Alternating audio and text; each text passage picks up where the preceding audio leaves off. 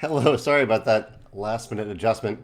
Facebook has changed their format again. Oh, there we go. I switched back. Should work. Um, yeah. Welcome to this week's Livecast. I'm Jamey from Stonemaier Games, and as usual, I'm here to share some Stonemaier Games news, what we're working on behind the scenes here, answer any questions that you have for non-spoiler questions or topics, and to discuss some random topics as well. Good morning, Dominic. Carol, good morning. Good to see you. Carol from the Mill. Um, Let me see if I have any fun little topics to lead off with. Did my monthly cookbook club the other day. So I have a sneeze coming on. Our cookbook club is this thing where pretty much once a month, we choose a cookbook and everybody cooks one dish from that cookbook. And then we bring it together and eat all those dishes together. And this is the first time I was a little, I don't want to say lazy per se, but I did a lot of cooking this weekend for another reason. And so I just went with a simple fruit salad that wasn't technically out of the cookbook, which was a cookbook called Midnight Chicken.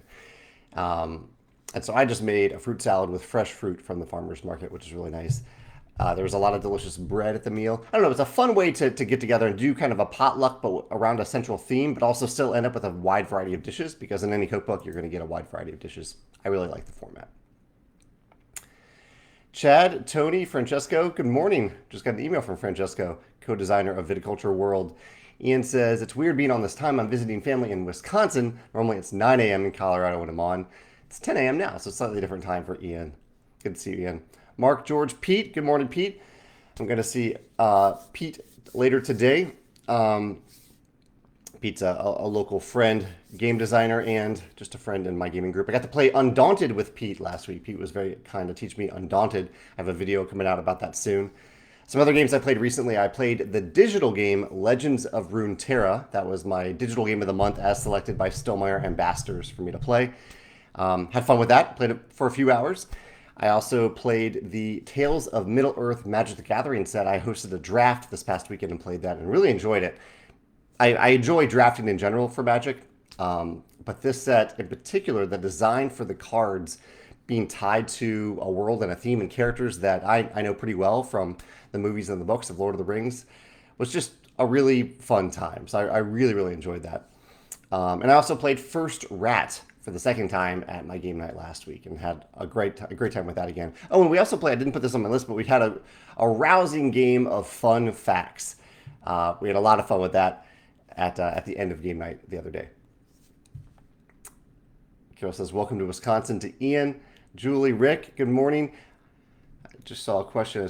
Sam says, glad to catch the start this week. Got his tracking for expeditions this morning, which was an awesome start to the day. And yeah, let me give you a shipping update for everyone who's wondering about expeditions. So for the U.S., I'm going to read off Joe's email here. Champions estimated to be finished by Wednesday the 19th. So next Wednesday is when our fulfillment center in St. Louis will get through all champion pre-orders for expeditions.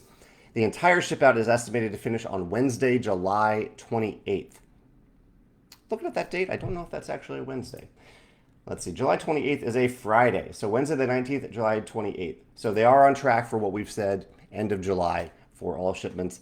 Most of the majority of the orders of expeditions are in the U.S. So that's why those are taking the longest. In Canada, champions finished yesterday. So all Stonemaier champions in Canada who pre-ordered champions should have gotten their shipping notification by now. The entire ship out, so all non-champions, are estimated to finish by the end of next week. In Australia, which covers Australia, New Zealand, and Asia, champion shipments are finished. We oversold 6 Ironclad editions, so we're working on that. So there are 6 people who will have to work around a little bit. And it actually looks like all expedition shipments are finished in the Australia region. And Joe just sent me an update about the UK. What did he send there? I want to make sure I get it exactly right.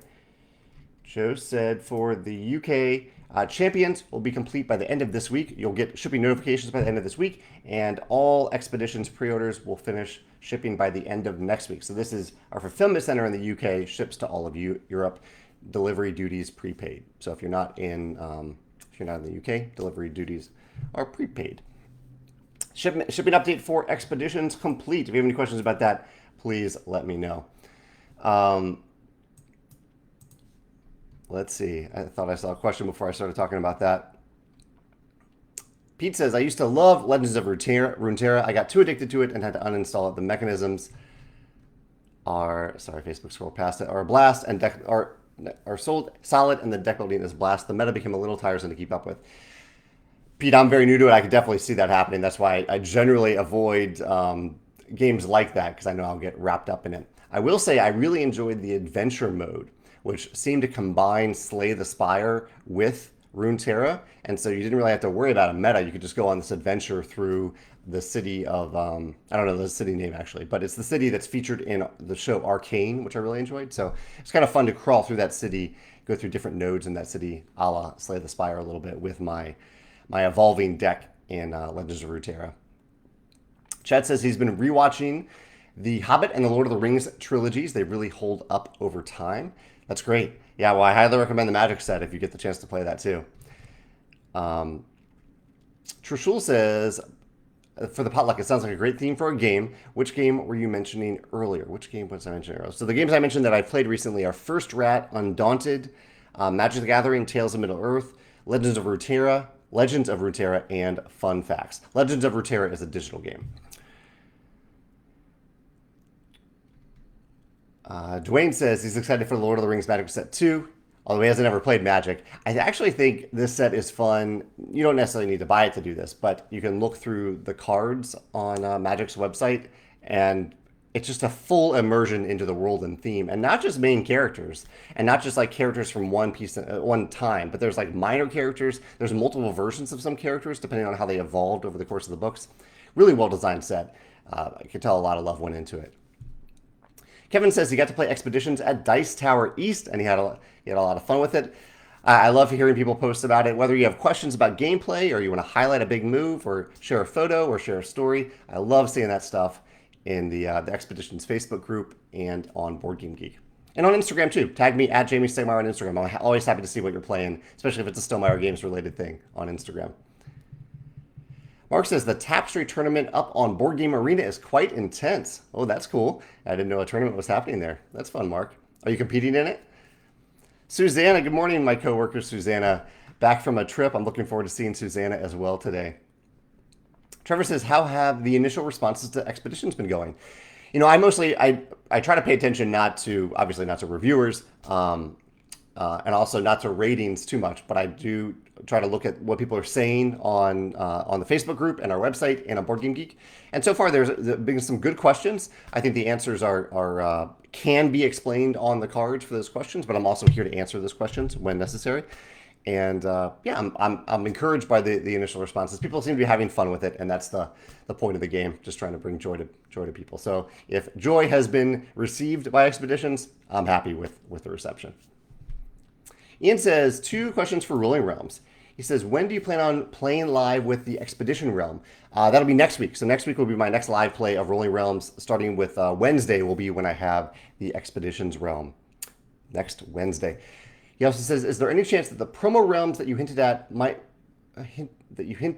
at would be available for Gen Con might be available for the end of the month, so we could potentially add them to the current Tapestry deal going on to make shipping a bit better? That's a fair question, Ian. Let me look at the timing here. So our next newsletter will go out on August 2nd. So that is when the new realms would go live. But I can certainly leave myself a note here to make sure that the Tapestry price remains. So Tapestry is currently available at a discount on our web store. I need to find where I've noted this.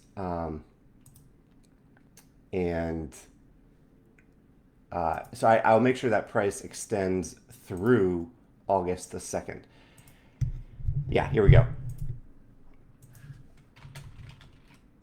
Thursday.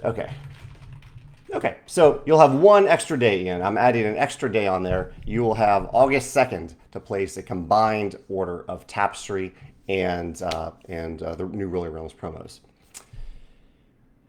Charles says he received his copy of Expeditions this week. He loves the game. I'm so happy to hear that, Charles. He says, I must admit that getting the metal mechs back into the insert and getting the plastic cover to fit at the first attempt is a skill he has yet to master.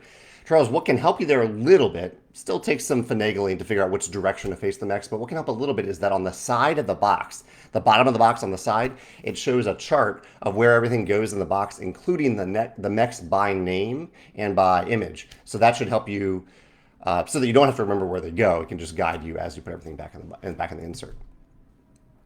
Chad says, I saw you backed Stone Spine Architects. Was there anything that really attracted you to this game? You know, I trust Thunderworks to make great games, and I like the idea of making a dungeon. I think that's it just seems fun. It reminds me of the days that I enjoyed playing Boss Monster, and it looked like a much more maybe evolved version of that, combined a little bit with Cartographers, a game that I really like. So it just looked like a neat game to check out. I didn't dig too deep into it. I was like, okay, looks cool, good price. I trust Thunderworks. I'm in. I also yesterday backed, what was the name of this game? I'll look it up so I get it right.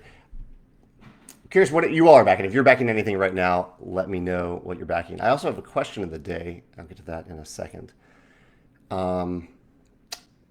Yes. So I see my question of the day. What did I back yesterday? I backed Luddite. Luddite, however you pronounce that. I actually thought it was really interesting. They offer a digital version of the game or a tabletop version of the game. I will say my reasons, but I ended up getting the digital version of the game. I thought that was a better fit for me for this particular game. My question of the day for you all is, and this is a topic that I want to cover on a blog in the near future, is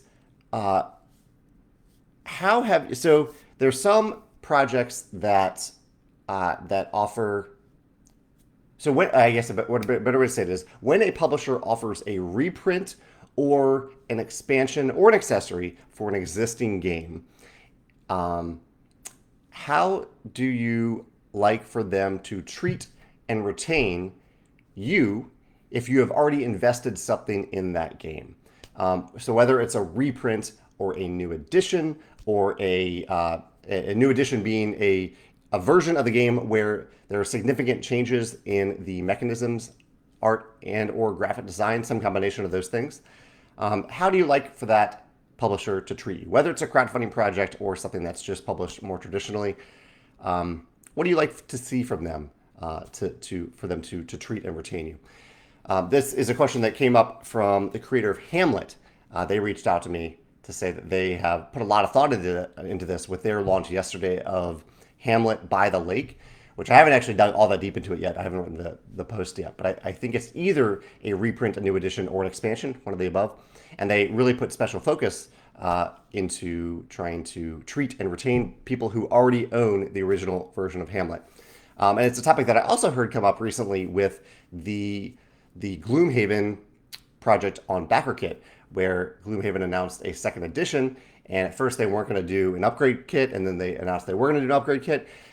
Lots of talk and chatter about that. So I'm curious what you think. What do you prefer to see? What do you like to see? And if you have any examples of a project in particular, I like to hear positive stuff. If you have a project where you're really happy with how the publisher treated you as someone who had already invested in the game, let me know about that in the comments here.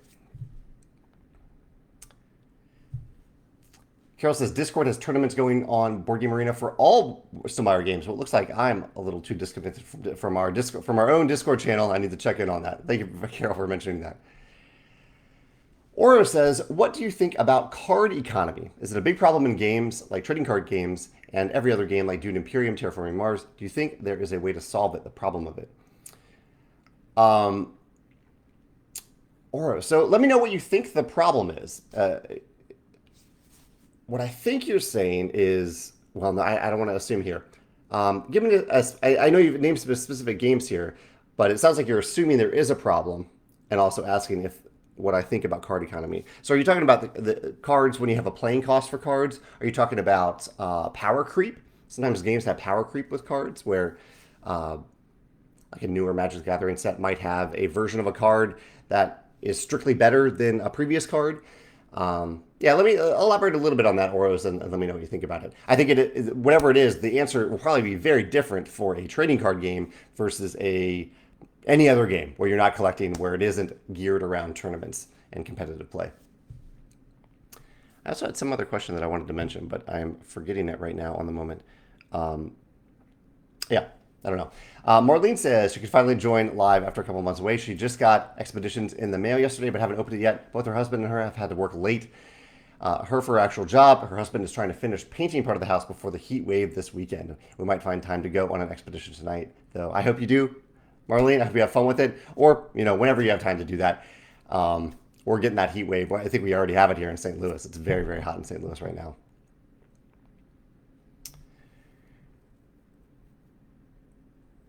Chad points out that reviewers keep calling expeditions Scythe Expeditions as if that's the name of the game. I kind of get why they're doing it. I think to a certain extent reviewers are doing that so that people who are searching for Scythe reviews can also see Expeditions reviews. But the name of the game is Expeditions. It's not Scythe Expeditions. I've seen multiple people mention it that way, but it is just Expeditions. Carol says that she is backing Scarface 1920. That's the big game that she's currently backing. Let me know if you are backing anything.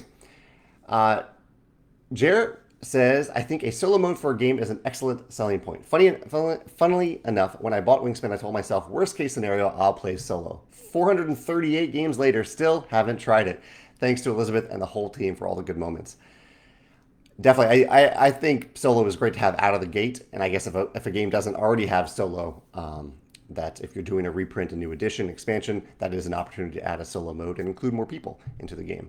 Even if they don't end up playing solo, like you mentioned here.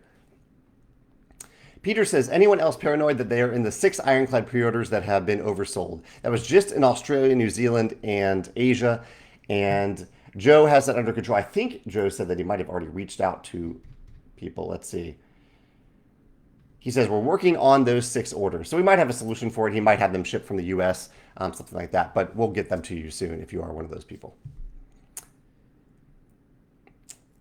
Let's see. Johnny says, I back anything from Thunderworks Games because Keith and his gang are pretty awesome, and he loves the games they have in their library. I agree. I don't back everything from them, but I have a lot of trust in them, and I like what they do. Johnny says, the same goes for your games. Thank you.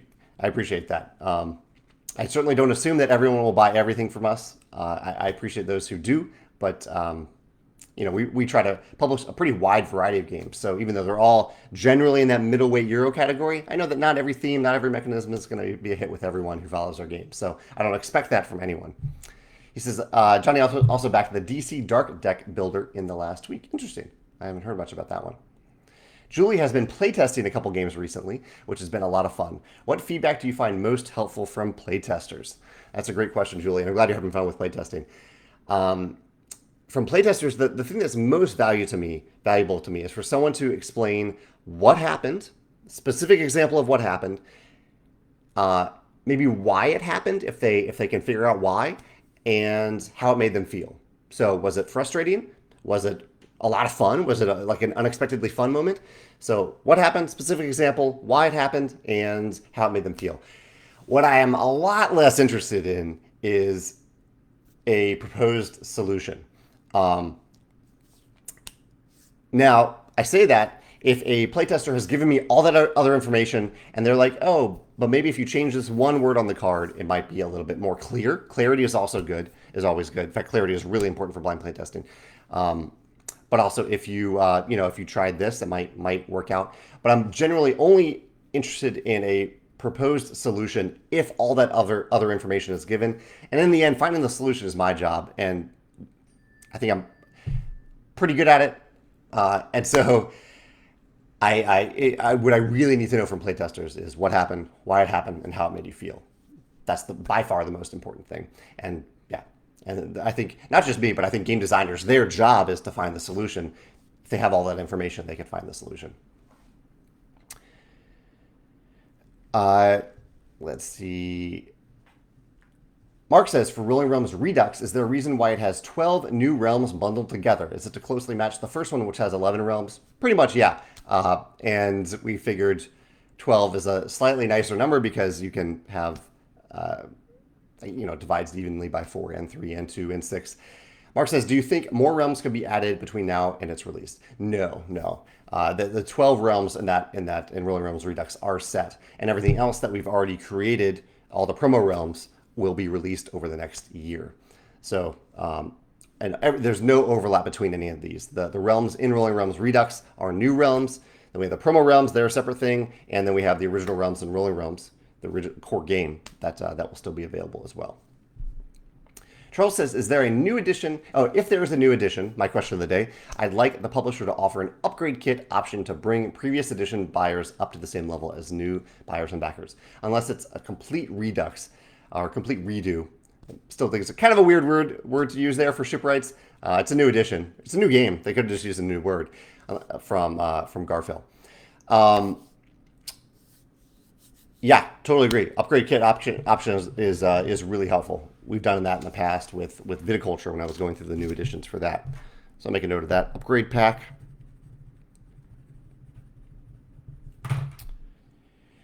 Dominic also says upgrade kits are a good way to make everyone happy.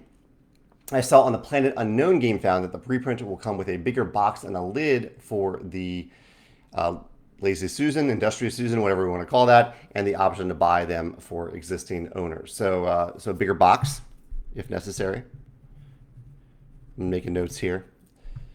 Frank from the Isle of Games, or the City of Games. For me, it depends on the quality of component changes. If rules change, a PDF is fine. If a lot changes, but it only physically impacts a few components, I like to be able to buy them as a pack, the upgrade pack idea.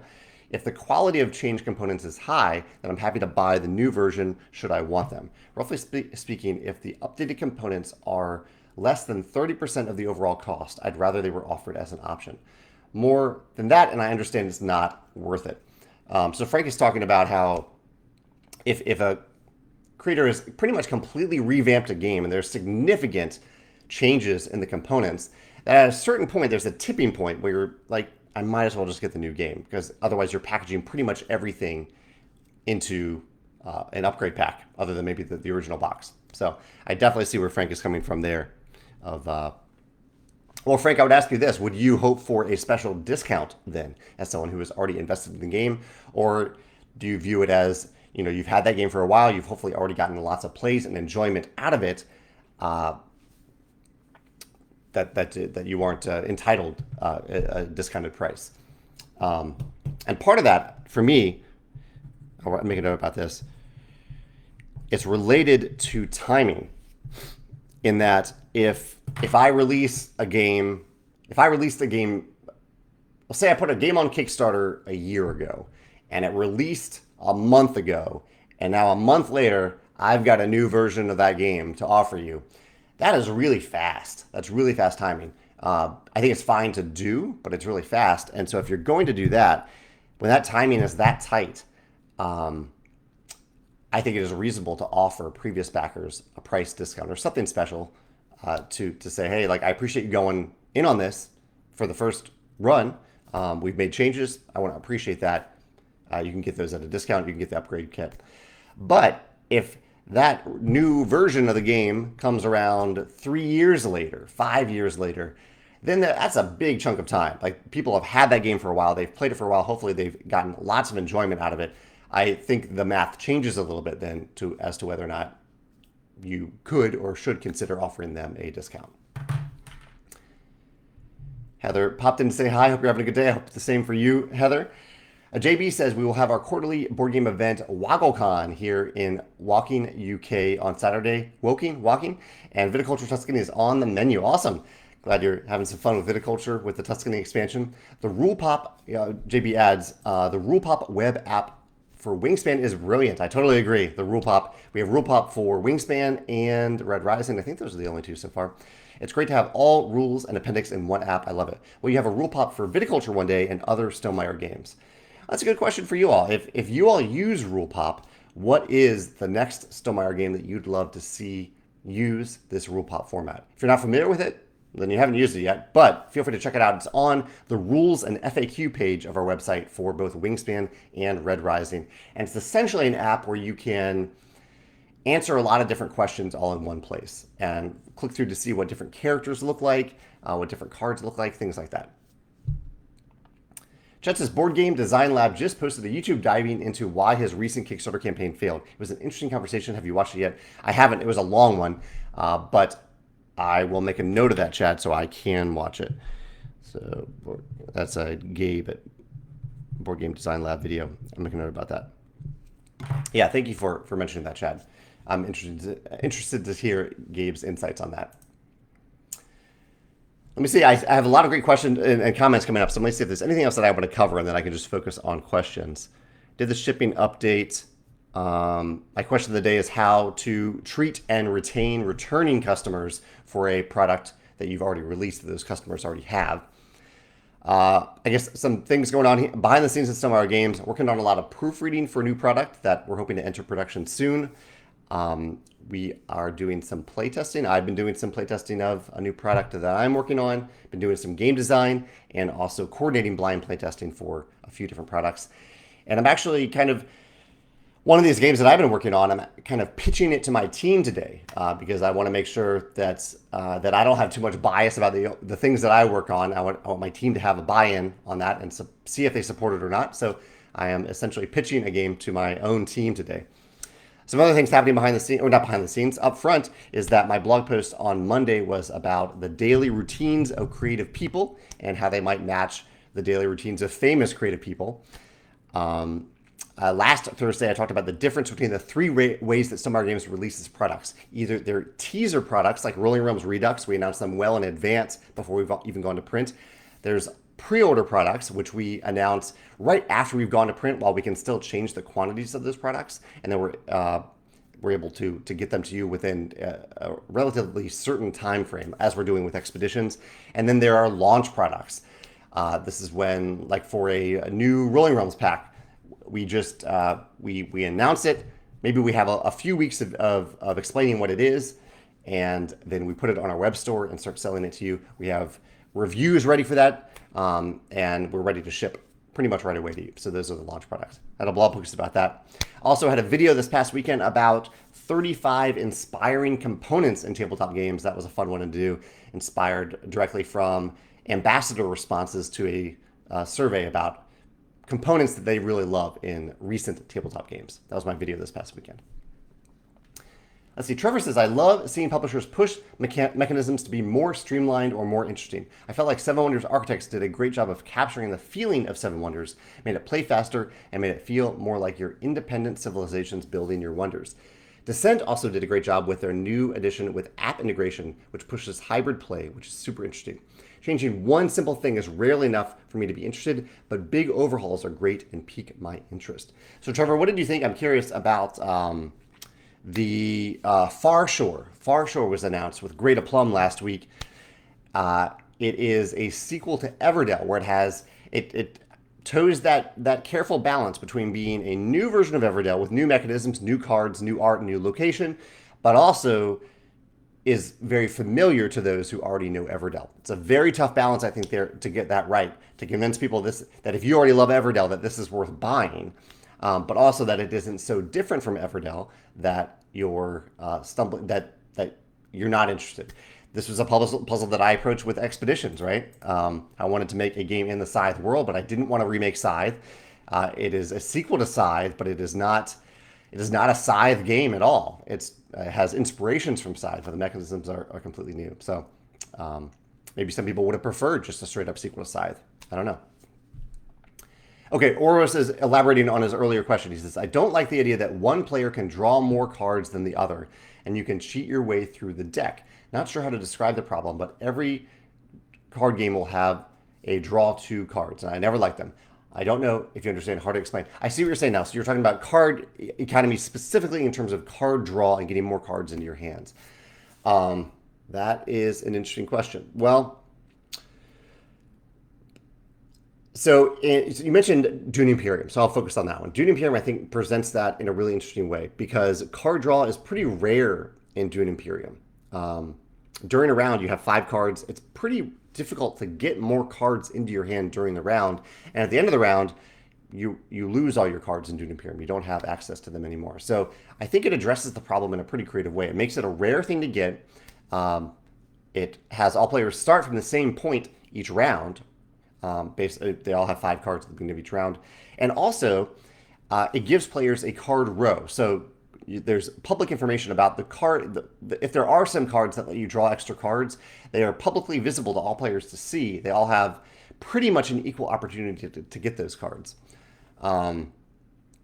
I also don't necessarily think that having more cards in Dune Imperium is better, because the number of cards that you can actually play is limited by your workers. If you have 3 cards that you want to play, but you only have 2 workers, you can only play 2 cards. It does play, and then any extra cards in Dune Imperium are left over for the end of the turn to help with combat or help you with buying more cards. So I think Dune Imperium is actually maybe a really good case study of how you can address this card economy problem that you're mentioning. Yeah. Chet says, with you not attending Gen Con, so Jamey isn't attending Gen Con, Stonemaier Games will be at Gen Con. We have a big booth at Gen Con. Many of my coworkers will be there. But Chet says, do you find that span of days very busy or very quiet while you work from home? It'll be a little mix of the two this time, because we'll be releasing new realms for Rolling Realms, so I'll be a little bit busy with that. I'll probably do live plays that week, or maybe I'll wait 1 week until people can actually have them. I don't know. One of the two. I also like to use that time to engage people who aren't attending Gen Con, because I think sometimes people see this big convention happening and they're like, oh, I wish I could be there, but I still want to do something to engage those people as well, the people who are not at Gen Con like me. But yes, it is also tends to be a slightly quieter time in terms of emails, which lets me have a little extra creative time, which I always really appreciate and enjoy.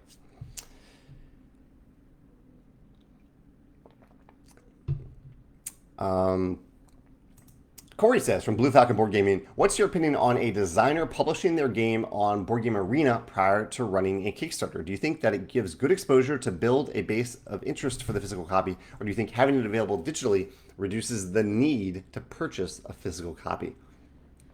Corey, I think that is a fantastically worded question. I don't know if I have a huge answer for it. I do know that there was a complex Euro game on Kickstarter last year, Carnegie. And Carnegie was on Board Game Arena before the campaign, and it seemed to help the campaign. Now, I don't know if that was Carnegie specific. I don't know if it was because it was a heavier game. I don't know exactly, but it seemed to help have it on Board Game Arena.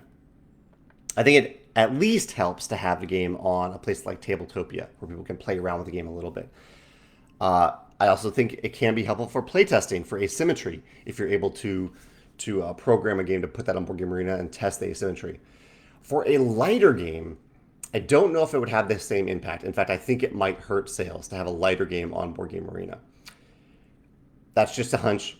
I don't know for sure. But that's a great question. I'm curious what other people think about that as well. Board Game Arena specifically being that it is not an interface, so unlike Tabletopia, which knows what the components are, but it doesn't know how they work. It doesn't know the text or icons on the cards. Board Game Arena does know all those things, so it is very easy to learn a game on Board Game Arena. But it's also easy for a Board Game Arena game to replicate the tabletop game entirely, and sometimes make you feel like you don't need it. You need the tabletop game. Max just got his copy of Expeditions. Perfect timing there, Max, for the live cast. Michael says, have I heard of Hex Traction? It's a fully 3D printable game where the designer encourages people to make their own parts and rules. I haven't heard of that, Michael, but it sounds pretty interesting. I haven't really gotten into 3D printing, but I know some people are really into that, whether they do it at home or at their local library, local makerspace. Heather says her son was so excited to grab some of those expansion packs for Rolling Realms, and we are excited for the new ones. Yeah, we have a few new ones coming out on August 2nd for Rolling Realms. I don't know why this made me think of it, but some things that we're watching right now. We're watching the show Fubar on Netflix, and we just finished the show Based on a True Story, which is kind of a half-hour dark comedy show. We just finished that one, and I'm reading right now. I'm always curious what you all are reading, if you're reading anything really good. I am reading book 6 in the Red Rising series. Pierce was very kind to send me an advanced copy, so I'm almost finished with book 6, which will have its wide release in a few weeks. So if you are a Red Rising fan like I am, get excited. I am really, really enjoying book 6, and I think it is a good time. If you haven't ventured into the second trilogy, it's a good time to do so. It's a really, really solid trilogy. Sam says he's really excited to back Diatoms by Sabrina Kolimba when it launches sometime in September. Got to playtest it a few months ago. The theme is around the old Victorian art form of making mosaics with water molecules. That's an interesting, very specific theme there. Curious to see what Sabrina does with that, Sam. Thank you for mentioning it. Francesco says, feeling during playtest is indeed one of the most important aspects. He agrees with me about that. Someone asked earlier what I look for in playtesting. William, good to see you, William. William says, for newer versions, reprints, or big box collections. I'm glad you included all of them. So, yeah, reprints, editions, big box. Yeah, thank you for mentioning all those categories, William. He says, I would appreciate an upgrade kit if the newer version content isn't available in an expansion or some other way. If the newer version content is available in other ways, then I won't feel left out. So, if not available elsewhere. Okay. I like that.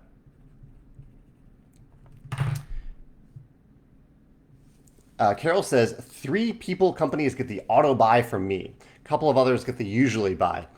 Quality games and also important quality people behind the games create that kind of dedication. Well said, Carol. I completely agree. Yeah, those. I just have a lot of and trust too. Like I have earned a lot of creators have earned a lot of trust from me, and others have kind of lost that trust. I don't hold it against them as people at all, but I'm just less likely to back something from them or buy a product if even the person, it's not just about the products, but the person too. I'm sure that I have lost some people's trust over the years, and it's really, really hard to earn back, even if it was an honest mistake or if I had a bad day. You know, those things can go a long way, and I totally get that some people don't want to buy something from Stonemaier Games because of something I said or did.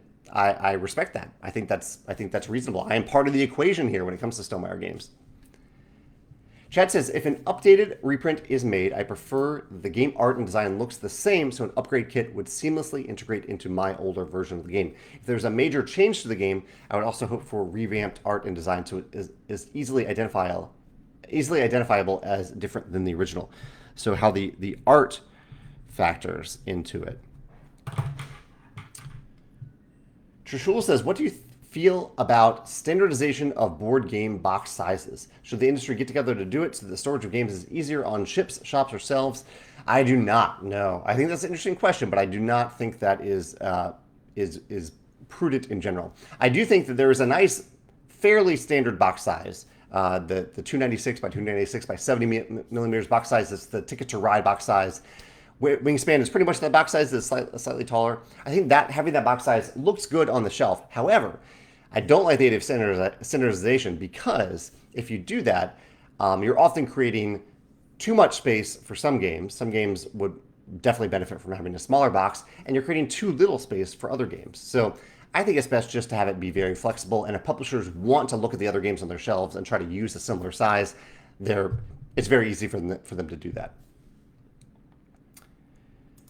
George says, I've streamlined the John Company realm to a basic of 4 sentences and made it all clear. Took your feedback from the live play. So this is a realm that George submitted for the live play. He says, hope it's playable and challenging now. He also had an epic 6-player John Company game this Monday, which finished at 2 a.m. What have you played lately at your game nights? George, I'm glad that you've had fun working on that and that you had fun with a recent full game of John Company. The games that I've been playing recently are Legends of Runeterra, Magic, Tales of Middle-earth, Undaunted, and First Rat, and Fun Facts. Keep forgetting that. I did play that one recently, too. Tony says, this comment about new versions just hit me yesterday with the Shards of Infinity Kickstarter. You're right. Yeah, that was one that went live yesterday. The entire game is being released as a new version, incompatible with the previous version. Compatibility. Mention that here. Compatibility. Incompatible with previous versions and expansions, all in is about $100. The publishers are also offering a 10% discount if you post a social media picture of you with your Shards game and tag them. That's kind of interesting. Tony says, I have to say I was disappointed and have decided I'm happy with my old outdated version that my group already loves. And Tony, so I didn't dig too deep into the new campaign, but I have Shards and 2 expansions. I love the game, and I already have it. And so there isn't, I guess this is another thing. Like, this is about enticing. It isn't just about respecting previous backers. I don't really even care that much about respect here. But enticing, I need a pledge level that would entice me to get the stuff that I don't already have, basically. So I totally see where you're coming from there. I'm going to write down that word again. You really need to be enticed if you already have it, or you'll just ignore it. And I'm not someone who gets caught up in completionism at all. I know people do. I don't really care. I don't need to have all this stuff, all the new promos. But if that campaign wanted to entice me in with some new stuff, it would need to be available as a separate pack. Yeah. Riley says, just some feedback on the vision-friendly Wingspan cards. I didn't know about them until they were announced in production, but I was immediately interested as my brother is vision impaired. Unfortunately, in his case, the changes didn't benefit him. I'm sorry to hear that, Riley. He says, it would have required larger cards and every adjustment for the rest of the game to accommodate. And you're right, that was something that we couldn't really do because we would have had to make the player mats bigger too, and then they wouldn't fit into the box, which creates other problems. So, yeah, the card size was locked in. He says, that said, if I wanted to make a scythe playmat that covers my entire table, is that something I'd be able to pursue? He loves the aesthetic, but the icons on the board are hard to read. The biggest option that we offer, Riley, for Scythe's board is the extended board. So that's the back side of the Scythe board combined with the board extension. That's the biggest version available. And so I actually don't know.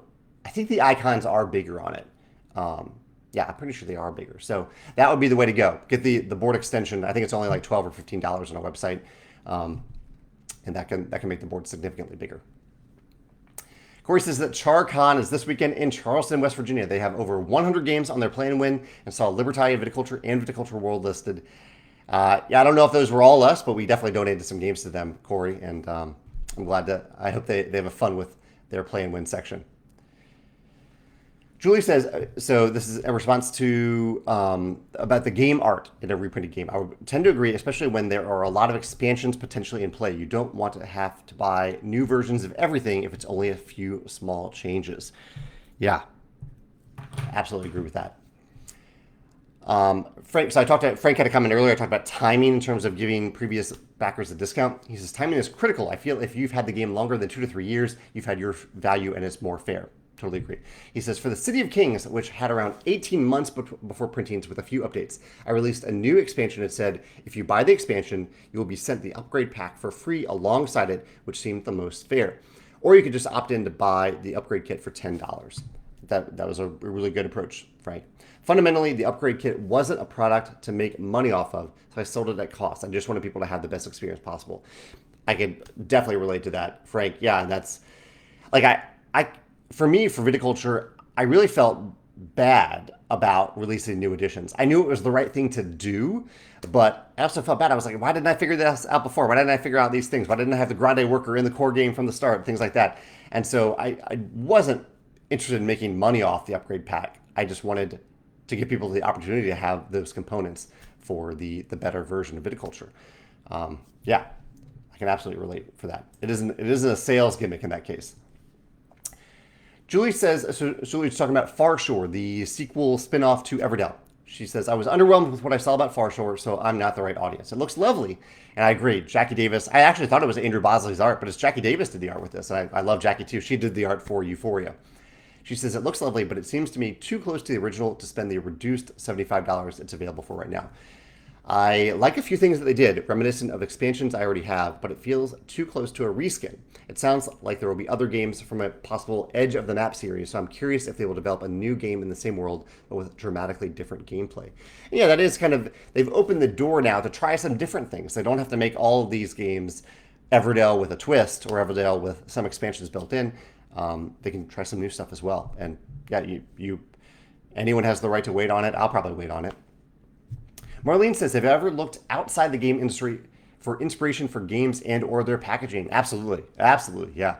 She says, I know you took some ideas from your Star Wars adventures. I did. I recently got a new set of earbuds from Apple, and their packaging design is a masterclass of it. Aesthetics, ease of use, and even eco-friendliness. I agree. Apple, whenever you open a Magic product or an Apple product, it is somewhat of a magical experience, in my opinion. She says, for example, they have little green arrows where you need to pull something open, tabs to pull on for tucked elements, and little flaps that both hold items in place and easily let the items go. Have you found ideas in places like that? Your products are always such high quality. I think I'm almost a little jealous of Apple's packaging because I I'm guessing it is fairly expensive to do packaging like that, right? I kind of know it's expensive to do packaging like that, but I would love to make the experience of opening our boxes the more magical, the better. One magical packaging method I saw a while ago was a company was selling expensive bikes in these big cardboard boxes, and they were finding that the couriers were not handling them very well. They were treating them, I think, as many of us might think about bikes. You just don't toss it on the curb, but it's a durable thing. It's this, it's meant to take a beating when it's on the trail or on the road. And so couriers were treating them the same way, and so a lot of these bikes were arriving damaged. And so what the bike company did is that because they had this box that kind of looked like there was a TV inside the box, they put a picture of a TV on the box. They didn't say there's a TV inside the box. In fact, there's clear text saying there's a bicycle inside this box, but they put an image of a TV on the side of this big corrugated cardboard box. And all of a sudden, their damage rates went way down because couriers were treating them as if there was a TV inside the box. So I thought I haven't really applied that example yet, but I thought that was a great example. And this is an example of things that I do definitely take inspiration from other industries. I would say the biggest place for me that I take inspiration from is the video game industry. I don't play a lot of video games, but I kind of observe a lot of them and keep an eye on what they're doing, particularly in terms of onboarding players into the experience. I think video games do that really, really well, and I will always have something to learn from them as a game designer as to how I can better onboard you into the experience. And it does start with, like you said, with opening the box. Okay, Carol says, with these types of remakes, I think it depends on the intended audience. If Farshore wanted to get people who already have Everdell, I think they missed the mark. It is too similar to Everdell with expansions. However, if they wanted more people, it would be more attractive as maybe a better base game. Reminds me of Raiders of Scythia compared to Raiders of the North Sea. The new Garfield game seems advertised so different that it is a new game. Neither, I think, owes people anything, since there are people out there who enjoy those games. So, Kara, that's a really interesting point, that sometimes you're looking to a new audience, not necessarily looking at the audience who already loves the product. And that is, who is the target audience? Is a good question to always ask, I think, but especially in this case. Trevor says, I wish I had played Everdell. This is dependent on how much I enjoyed the first game. I am a fan of the living card game model by Fantasy Flight Games, as it allows more customization of your experience while using the same core mechanisms. It takes mental energy to learn a whole new game, but if it's a whole new experience using mechanisms you already know, it can be much more attractive. I love playing new games and seeing changes made between editions, but my game groups tend to prefer games they are already comfortable with, or are easy to learn. I'll have to look into Farshore. That's an interesting point of comparison to living card games. And I think there even are a few examples with Fantasy Flight Games of them releasing new versions of their living card games that sometimes make the original versions irrelevant. Correct me if I'm wrong about that, Trevor. I could be wrong about that, but I think that has happened a few times. So I asked people what they're reading right now. Max is reading Darth Bane, Path of Destruction. Sounds like a Star Wars novel to me. Is that the case, Max? Beverly says she just finished The Covenant of Water, and it was outstanding. The Covenant of Water. I like that title. George is reading The Earth Transformed by Peter Frankopana and The Patient Assassin by Anita Anand. I'm impressed that you're reading two books at the same time. That's hard to do, for me at least. Troy says, I feel that an early Board Game Arena implementation would mostly be a positive thing for a game unless there's some physical or tactile element to the game that is core to the experience. I almost feel a little bit of the opposite there, Troy. I feel like a Board Game Arena implementation where it's clear that that there is a huge component hook for the tabletop. I would almost be more likely to put a game on Board Game Arena early if that is the case, because that way you have people saying, oh, this is cool, I'm glad I get the gameplay now, but I really want to touch or feel or see this big component on my tabletop. Opposed to that not being needed, then I'm more likely just to fall into it just being a board game that I play on Board Game Arena instead of buying the tabletop version. Pete says he just finished Season 2 of The Bear, which I'm excited to get back into. And he says they thought it was even better than Season 1. He's rereading Jonathan Strange and Mr. Norrell, an amazing fantasy alternate history set set in the 19th century England. I remember reading that when it came out. One of the big hooks of that book is that it has a ton of footnotes that sometimes are good, sometimes are bad, but I love that it reads like a novel, like a book with footnotes. It feels almost like a fact book in that way, with all these little side stories and side fairy tales and side comments. Pete says, for comics, he's deep into a manga called Delicious in Dungeon, a comic about a group of adventurers in an endless dungeon who have to eat the monsters they kill, so it's also a cooking manga. I'd love to make a game based on this idea. I feel like I've seen a few games that are based on that concept recently. There's one coming out, oh no, there's an RPG coming out about this from the company that makes The King's Dilemma. Horrible games. I think it's an RPG, I don't think it's a game, but check that out, Pete, if you're... It might even be the same thing here. It might be based on Delicious in Dungeon. But yeah, Horrible Games is the one coming out with that. Nathan's hoping to dive into some game design this week after getting back from vacation. Carol says, would you say that if you've never played Magic, that you could jump in with the Lord of the Rings cards? I think Magic is probably a pretty difficult game to learn, Carol, just to be honest. And I think maybe playing on Board Game Arena might be a good start to that. So if you are curious about Magic and also curious about Lord of the Rings, or you love Lord of the Rings, I'd probably recommend trying it on Board Game Arena, because I've heard it's pretty good at teaching people how to play the game. And you can also get the Lord of the Rings experience that way, because you can see the cards. I think the set is available on Magic Arena now. Greg says he got his copy of Expeditions on Friday in time to bring joy to the table at one of his gaming community's meetups on Saturday. I love hearing that, Greg. Thank you for bringing joy to someone else's tabletop. And he also got Race to the Raft from Frank. Oh yeah, Frank is dealing with fulfillment right now. Frank, I'm so excited to get my copy of Race to the Raft. I'm having kind of a gaming weekend this weekend, so I'm hoping maybe it arrives before this weekend. We'll see. Max also just got Race to the Raft. Look at all these fans of Frank. I love to see that. Tim says, isn't Dungeons and Dragons a great example of revisions? I really only played the original Dungeons and Dragons way back when. So yeah, that's a good question, Tim. When Wizards of the Coast releases a new version of Dungeons and Dragons, do they do anything for existing fans? Do they help them learn the new rules in any way? In fact, I think that, yeah, this is something we haven't talked about, but rules onboarding for people who already know some version of the game, like little highlights in the rules that say like, hey, this is different, or hey, this is the same. You don't have to read this section because it's the same. I think Clank Catacombs did that really well, actually. I want to mention that. Clank Catacombs. If you already knew Clank, you don't have to read this section. I thought that was really nice that they did that in the rulebook. Nathan says, I'm debating finishing Rise of Fenris first or diving into Expeditions. Too much awesome 1920 plus right now. I'd probably finish Rise of the Fenris first. If you're already well into it, Nathan, that might be my recommendation there. Riley's looking to print an even more massive version of the Scythe playmat. Riley, we don't offer that option. I appreciate you asking about it, but hopefully the board game extension makes the icons big enough, and it's a pretty big board when you put the full Scythe extended board on the table. Makes it kind of a dramatic, epic experience.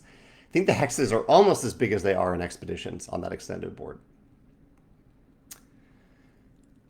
Liz has a very nice comment. I love you, sir. Thank you, Liz. Thank you for doing amazing board games. Thank you so much for saying that. I really appreciate that. Miles, my friend Miles, is talking about new versions of games. Does the updated version of Ethnos, moving away from area control, make you more or less excited to try it? Or maybe you see it as a different game? That's a good question, Miles.